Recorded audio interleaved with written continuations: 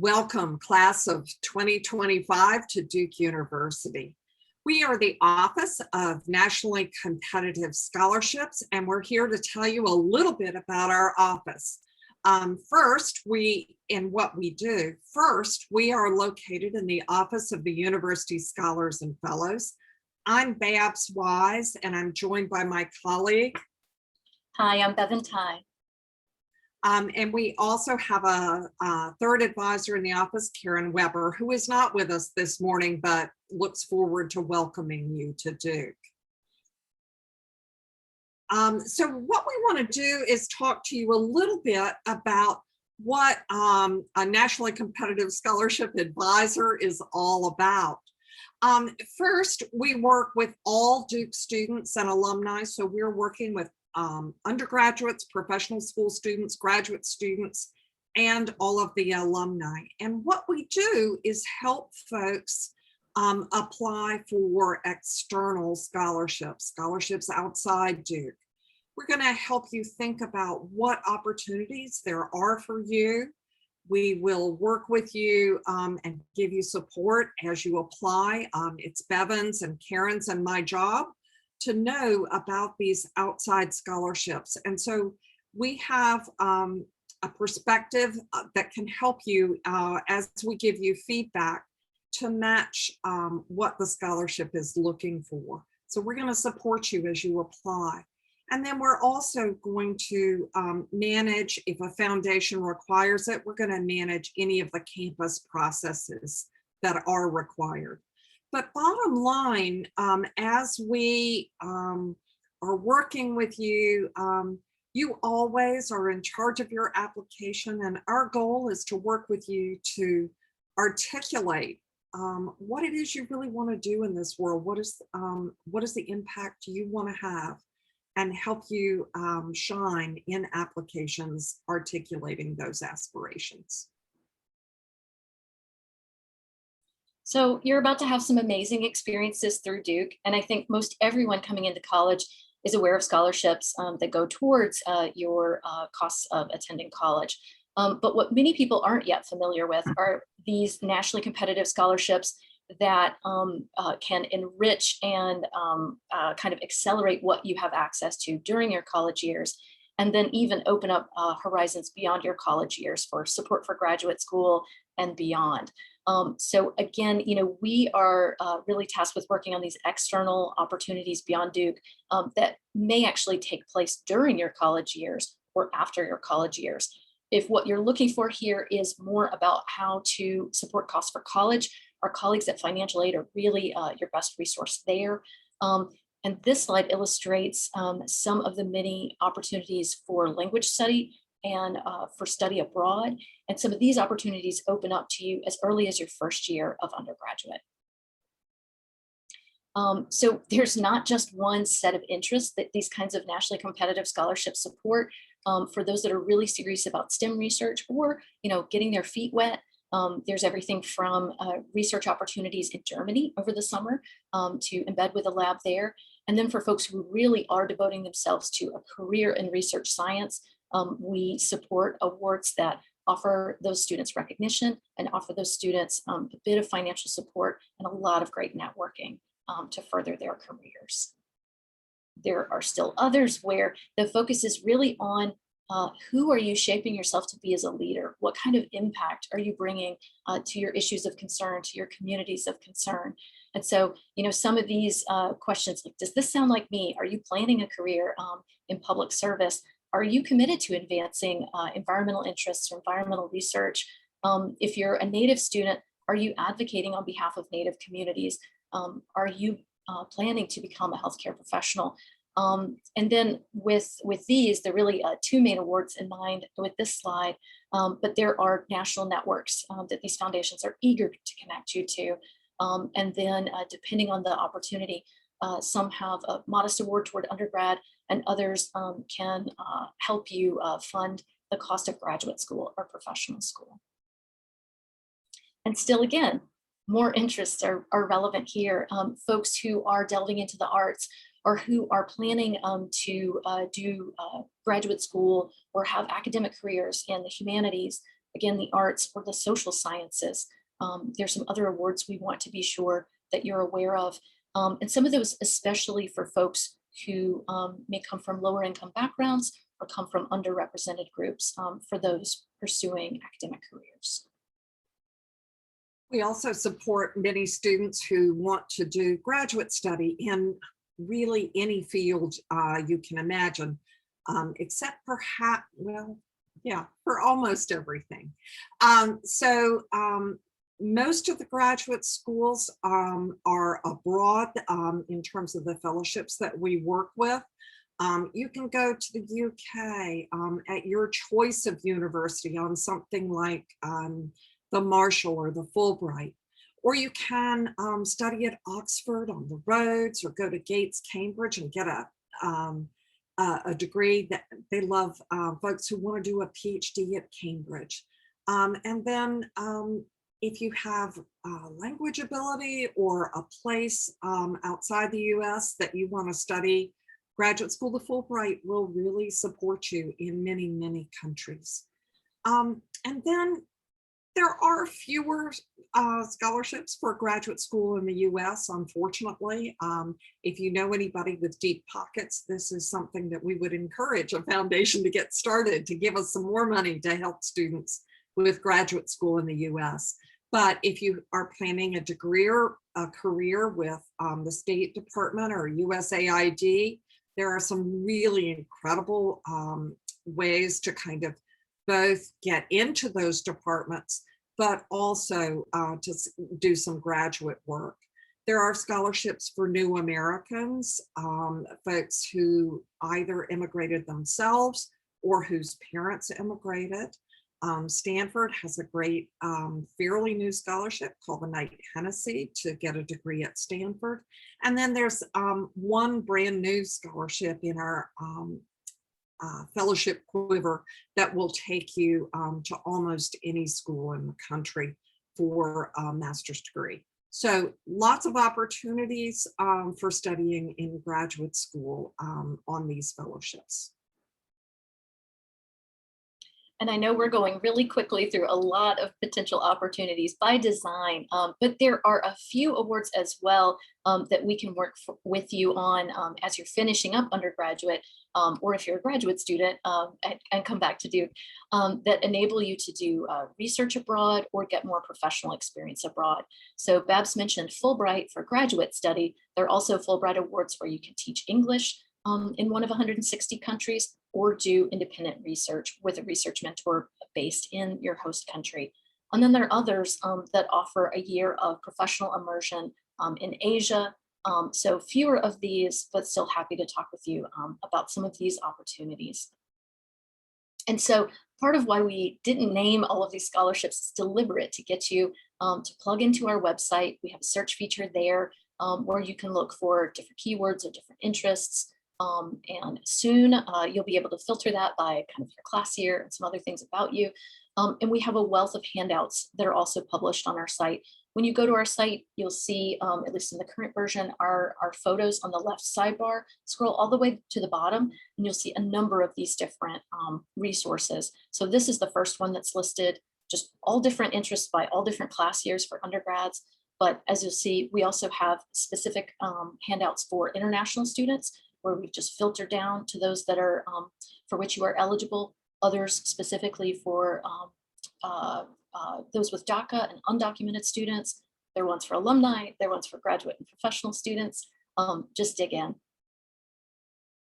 And these are just a few of folks that we've worked with who have been fortunate enough to be offered different scholarships and fellowships throughout the past several years. This is certainly not everyone.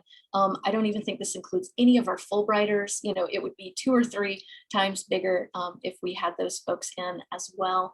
But just to give you a sense, you know, we're working with folks from all across campus with different ambitions and different lives. That photo montage always makes me think of how happy we are to work with students. It brings back great memories to look at those. So how do you get ready to think about these scholarships? You've come to a new university in a lot of ways. Things start over again. As you get to be a senior, we're going to say, hey, or middle of your junior year, we're going to start to say, hey, you can't use your friends from your teachers from high school to write for you. So how do you get ready for all of these things? How do you make the most of Duke? I think the first and most important thing is to engage with Duke people. I've been at Duke an awfully long time. And one of the things that I think we have uniquely when I talk to my peers at other institutions is amazing people here who are all eager to work with students. So as you sort of start your career here at Duke, make sure you make some connections. We have college advisors who you met with yesterday and tomorrow and a lot of time in this first few weeks who will help you sort of get started with classes. You're going to meet some amazing faculty in the next few days. You have deans ready to support you. The Career Center is always here. And freshman year is not too early to connect with them and start working on that resume and other things. We have what we call DAEs. Boy, are there a lot of acronyms around Duke, but directors of academic engagement who in sort of your field, if you're interested in social sciences or the hard sciences or whatever, they will meet with you and talk about ways to enrich your experience. And then a newer program here at Duke is the academic guides. They're embedded in dorms across West Campus. Here on East Campus, you have faculty and residents. On West, you're going to have academic guides. But these are folks who just want to sit and talk with you and help you think about making the most of your career. Really, really, really important to engage with lots of these people. There are also, you know, on the left-hand side of the screen are the other folks. NCS is part of that. We want to get to know you, as does so many other people. Once you become a member of the Duke community, you sort of, you start really talking to each other, and you always want to help other folks in the Duke community. It's a spirit that lives around here, and we're excited to welcome you into it. But you will find as you go through that there are alumni out there from years out who will talk to current students just about what their careers have been like, because that's the Duke spirit. As you do this, it's really important to kind of build your people wealth. And the way we talk about that is to actually think about yourself in some ways as a business and develop for yourself a board of directors, people who can give you advice about a variety of things. So you had one board when you were in high school. These were folks, some teachers, maybe a coach, your parents, maybe somebody at a religious organization or something, but they all sort of helped you build yourself and get yourself ready for college. Well, in a lot of ways, you've got to sort of exchange those people to become Duke people, and that'll take time. One of the things about a board of directors is that everybody has term limits in a way, and some people are good for right now, and some people are good, you know, it's time to let go of them. So, you know, put on your Duke board of advisors, somebody from your Duke team, some of the advisors that we just mentioned. You may have some folks in student or residential life that you'll put on there. Maybe your RC, maybe your RA, more of those acronyms, right? Your FAC is probably on this list. Supportive friends and family are always there because they're topics you can talk about to your peers or your family that you're not going to talk to your dean about, perhaps, or to a faculty member about. But remember that when you're building this board, it should be a balanced board. Don't get all your advice from peers. Don't get all your advice from professional contacts, and don't get it all from faculty.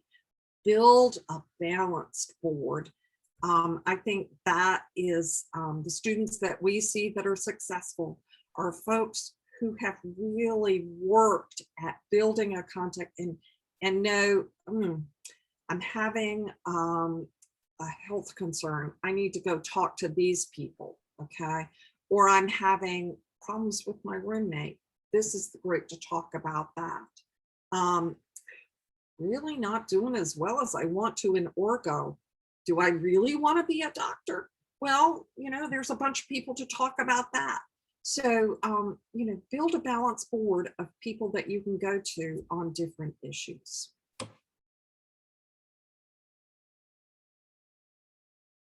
And here is a student who wants to tell you a little bit about her experience. My biggest piece of advice for incoming freshmen is to really intentionally cultivate activities, habits, passions, things that have absolutely nothing to do with your academic trajectory or your CV. And this is definitely easier said than done. I even remember finding myself trying to find books to read and asking questions like, what can I gain from this? What does this say about me as like a learner or an intellectual? And, is it even worth my time when my time is limited and constrained by all of these things I want to do to develop professionally? It's really easy to fall into this mindset where everything is just utilitarian, like it has to lead to some end. But just remember that undergraduate isn't only 4 years of academic and professional growth, but it's 4 years of personal development, and ultimately it's 4 years of your life. And doing things that enrich you, regardless of whether they have some, legible utility to the world, or regardless of your skill level when you're performing them, doing these things helps you understand yourself better. And that's something that you should allow yourself time to do.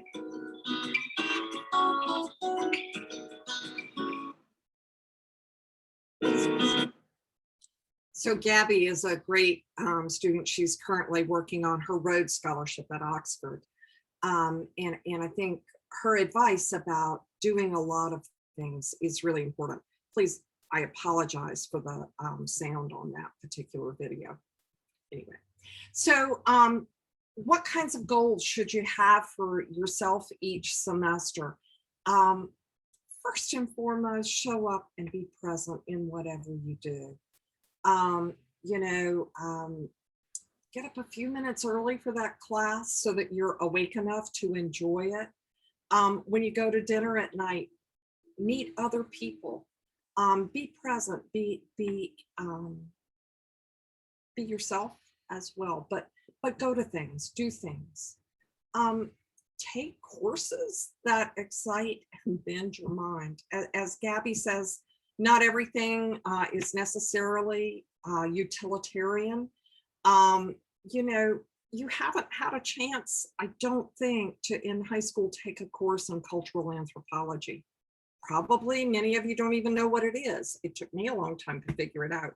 But think about taking courses that just make you excited to go there. And might just be a new interest of yours. Okay. College is about a breadth of experience. And so go out there and try things, courses and activities. Each semester you should try and get to know at least one of your faculty members well. And we have other thoughts on that, and we'll talk about that in a minute. But this is a really important thing to do. And then, just like courses that bend your mind, figure out what your interests are outside the classroom. Go to the activities sphere.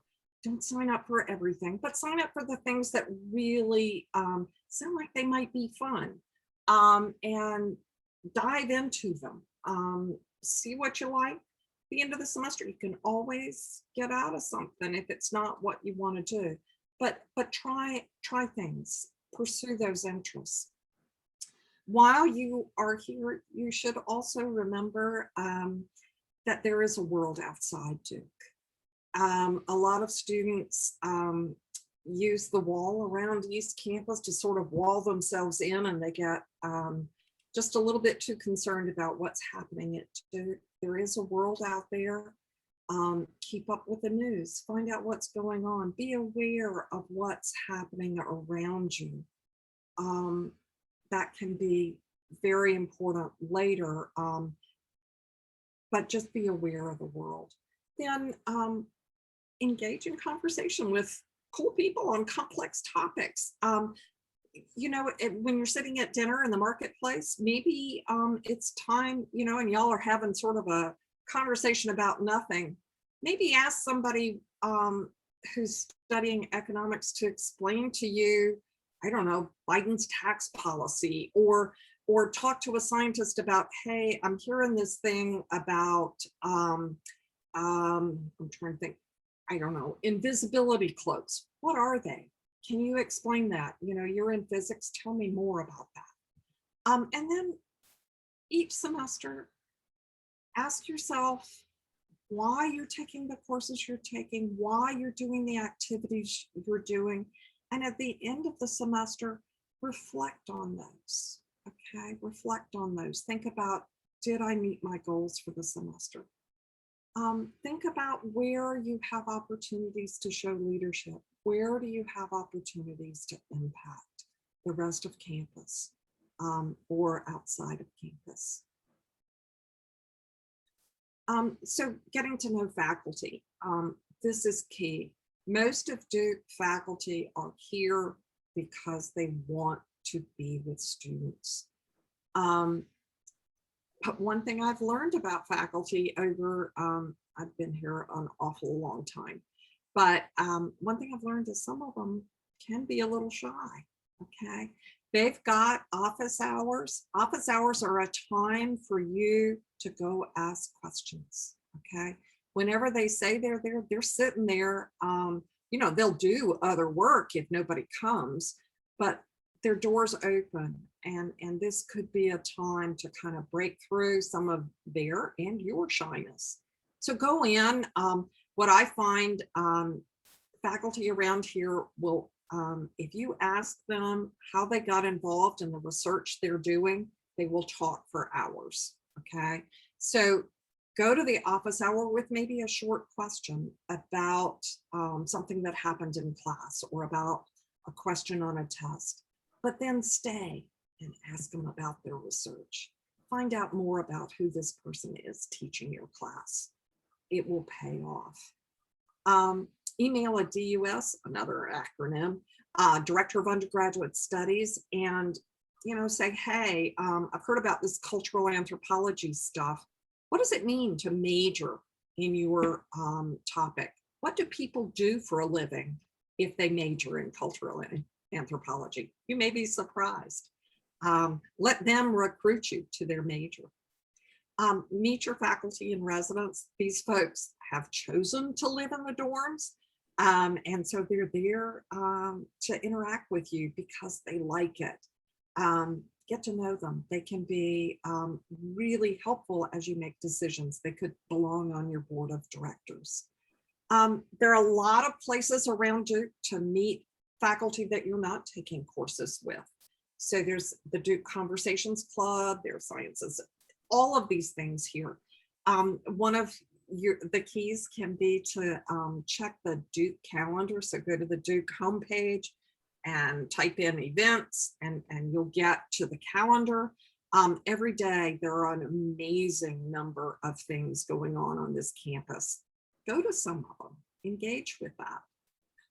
And then we also have a video on our website.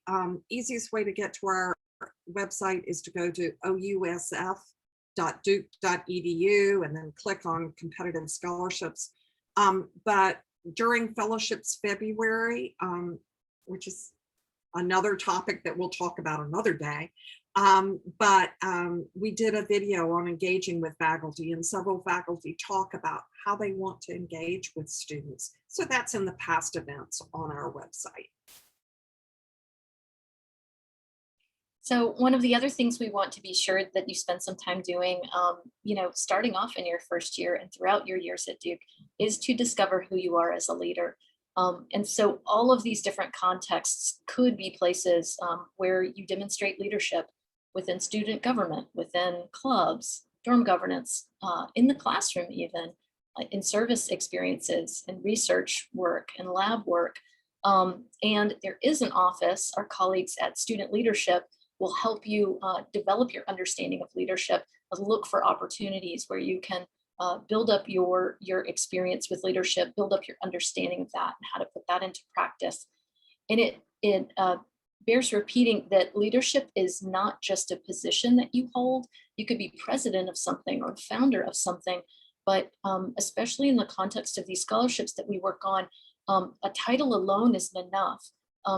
We'll want to hear the story. How have you made a difference through holding that role? Or how have you made a difference even if you don't have any formal title that sets you apart as a leader?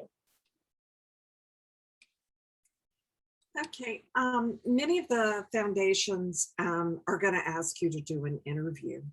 And so what we always suggest that you can begin as early as this week by practicing having challenging conversations. Get in conversations where you talk about the news. Get in conversations where you find out about somebody else's opinion. If you disagree with them, how can you learn from that disagreement? I once knew some faculty who taught in Focus, and they really enjoyed every week during the dinner discussion, they would always have an argument so that they could show students how to engage in challenging conversations, because there are ways to disagree and learn from each other's perspectives. It's also good to always be thinking everything you do after Duke will involve some kind of public speaking.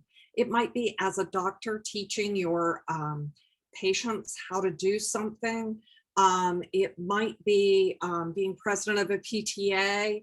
It might be as a leader of a team at Google. There are a lot of ways that you're going to have to do public speaking, so practice it. There's a Duke Toastmasters Club, which is a group of people who just practice speeches. There is a course on public speaking. Usually can't get into it till your senior year, but there is such a course. Folks like American Grand Strategy, the Debate Club, all of those are ways to build your skills, but also participate in poster sessions, find opportunities to present your research. These are skills that you really will need in the future. And if you apply for a scholarship, you may need them as well. And spoiler, these are all excellent preparation for going into interviews that may be challenging, which are often a big part of the awards that we work on our students with. Mm-hmm. So I started to talk about this a few minutes ago, but spend time reflecting.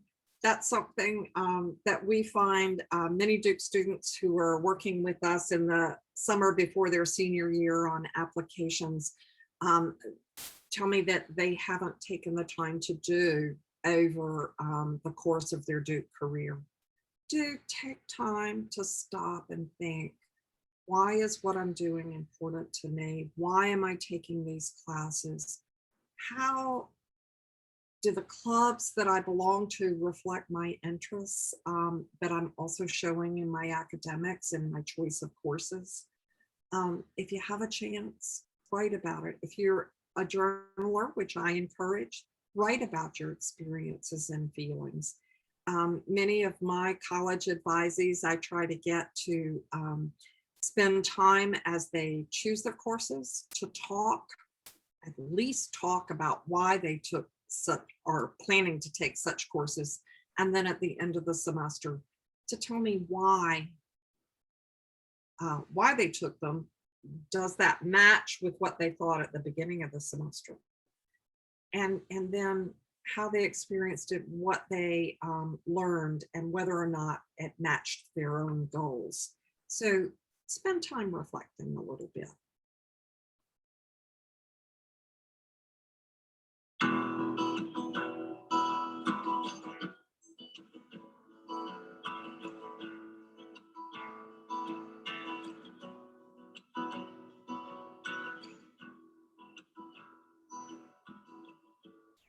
I wish that when I was a first year, I had known that there's some processes you can't speed up. In a lot of sports, you can practice your shot over and over again, doing specific drills to train a technical change. When you're studying for standardized tests, you can take test after test and practice certain types of questions. But there is no quick way to figure out what you want to study, what matters most to you, or how you're going to make a difference, being the best version of your authentic self. When I came to Duke, I felt pretty certain that I was going to major in political science. Then, in my first year, I found that I loved my classes in history and English and Spanish equally as much. Being a part of Honor Council was meaningful, and the volunteering I did in Durham felt right to me. I was pulling myself in many different directions and getting really stressed out about it. Ultimately, I did end up majoring in political science, but none of that exploratory time was wasted. Much more important than knowing my major was figuring out that I am fascinated by how groups of people set and uphold morals that we live by together. Months and really years of experiences gave me a deeper understanding of who I am. As a first year, don't think you can rush the process, but do throw yourself passionately into it. Let the excitement of new opportunities and friends set a fire under you. Pick problems and confront challenges that you won't resolve in a day, and be okay with that. Ultimately, learning how to be a good teammate or a fair coach is more important than any elbow placement you can drill by shooting the basketball over and over. So one thing I love in David's advice is that he shares his intellectual question that he has kind of incubated through college and brings into the next chapter of his life with graduate school. And we don't expect you to have that right away. But if you get a hunch about that, that's always an amazing jumping off point for any of those conversations with advisors, community members, and with us. Oh, and I'm not going to make you watch that video twice. So long story short, let's team up. We would love to include you in our newsletter that we send out a couple of times a month with a variety of different opportunities. We also have these opportunities. I think I mentioned the database on our site under the competitive scholarships section of USIF's webpage. That's where you can put key terms if you know the names of some of these. You'll probably even get results if you put things like first year or junior or freshman, that kind of thing. And then those handouts that were mentioned as well, please feel free to take advantage of those. If you visit us in person, we'll likely have hard copies of those that we can offer you. And then we also do a weekly event where you can just drop in with questions or meet us. So this is the Fellowships at 4 on Mondays, and we'll have all the details listed on our site under events. And this is what our space looks like. And yes, we are excited to work with you. We're over in Smith Warehouse. Folks may not have been there yet, but if you ask your FAC, okay, what's the building where study abroad is? That is where we are, just a few bays down from the Global Education Office. So we're going to have an in-person open house for you to meet us Friday, August 20th from 1:30 to 2:30. And we hope we get to see you there. And it's just a quick walk from East, and there is a bus that can make that even a bit faster for you if you like. Thanks for joining us today. We, again, are really excited to meet the members of the class of 2025.